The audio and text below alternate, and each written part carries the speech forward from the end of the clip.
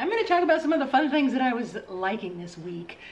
But first, we're brought to you by JBS Farms soaps. And this one is the rose quartz. And I wish this would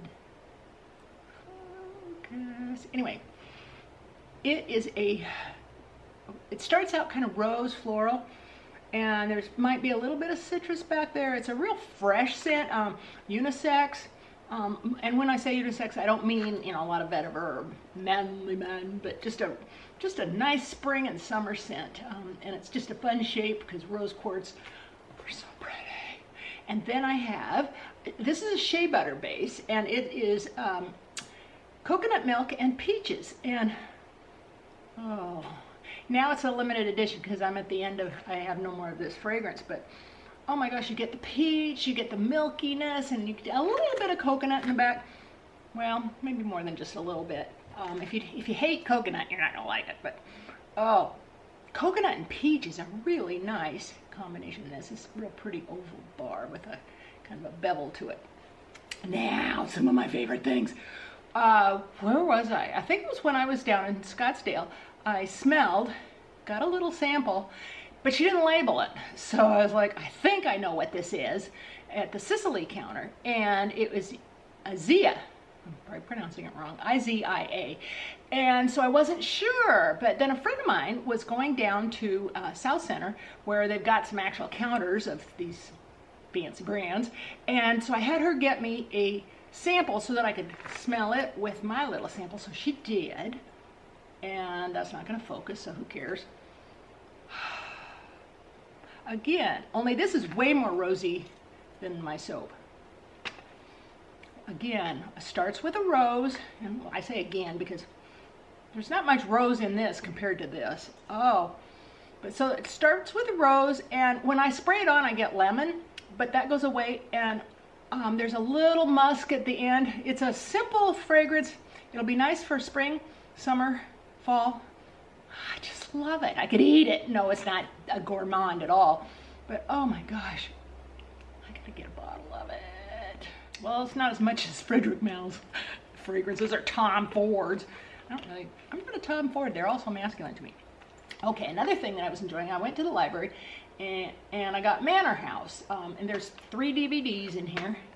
And it's PBS. They did a series, and I guess they did a series with pioneers. And I'm not sure if they did, because they said 1900s, but this was 1901 to 1914, the setting. It's modern day people, 21st century people, going back to a grand house, and well, you can kind of see it here. Come on.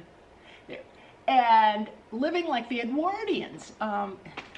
King Edward was Queen Victoria's son that was then king, and he was a playboy and loved luxury and stuff, and so they got real hierarchical, their society, and the family that owned the house doesn't talk to the lower maids or the lower staff, servants. But anyway, it went through, it told you who the people that were coming into the project, how old they were. They were from 23 on up to 60, I guess. And they had the butler was amazing, and they had a scullery maid and a hall boy and a dresser, and she dressed the madam's hair. The madam, what did they call her? And she dressed milady's hair, and the clothes, everything was authentic. It was. I'm glad I didn't live in these days, but oh, it's so fun to watch. Okay, a simple book, but it's really mind-numbing because there's fun recipes. If you like to cook, you'll like Joanne Fluke. And I had the library get Raspberry Danish Mystery.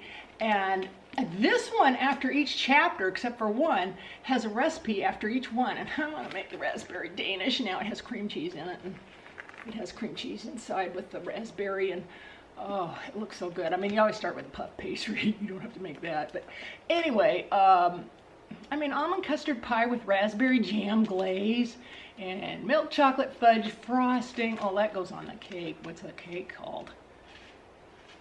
chocolate cashew bar. Oh, it doesn't go on a cake, it goes on cashew bar cookies. And anyway, when she describes her recipe, she goes into great detail. And you know, if you're looking at it, it looks grainy, you know, you're doing fine. You know, so she gives you all these hints all the way through. But the story is just, it's not a cliffhanger, but it keeps your interest, and it's simple, but it's good. A little better written is, of course, we know Janet Evanovich, and I'm only a quarter of the way through, but, oh, here she is. Oh gosh, I always have glare. But anyway, Hardcore 22, and oh gosh, the characters in here. First of all, we have like 3 hunky men, and then we have Stephanie Plum, who's hilarious, and her sidekick Lula, that's well, she's a retired hoe. And Stephanie is a bail bondsman, and so she has to go out and get all the guys that have jumped their bail. That's what I've been enjoying, and I just keep toying with the idea. I know I just bought that Asian green tea by Creed. Can you ever have too many fragrances? Like lipstick. Oh my gosh, it's whatever your mood is. But anyway, it's in a shopping cart, and there it will stay, because might as well wait till they have a deal or sample, you know, big samples instead of just, you know, pick 3. Oh, peaches and shea butter. So this would be a good soft one right after you're exfoliating. So, but this, oh my gosh, this is wonderful in the shower. So thank you for supporting JBS Farms and keeping me here. And until next time, I'll see you later. Bye-bye.